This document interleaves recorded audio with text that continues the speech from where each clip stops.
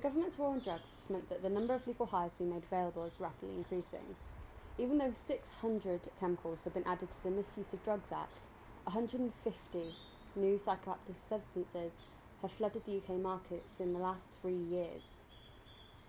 Festival shops, tobacconists and even pharmacies are selling these substances, which claim to recreate the same high as illegal drugs but on the right side of the law. These products are being sold as anything from potpourri to herbal smoking blends, and state that they aren't for human consumption most of the time, but those selling and buying them know the real purposes.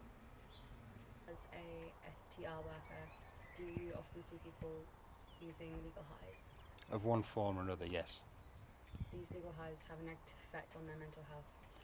They can have a huge effect on certain types of people. Depends when they're using them. Sometimes people use them and there'll be no problem. Other times they can get a bad trip, of want of a better expression, and they can end up in hospital or harming themselves, harming other people because they perceive things that aren't there. So it can be very harmful to them, and especially to their mental health. It can have a huge effect for the rest of their lives. So why do you use legal highs? Because they're fun.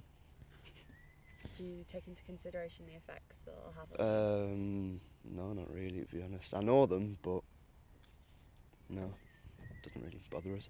But with nitrous oxide being held accountable for at least 17 deaths between 2006 and 2012, is it really worth the risk?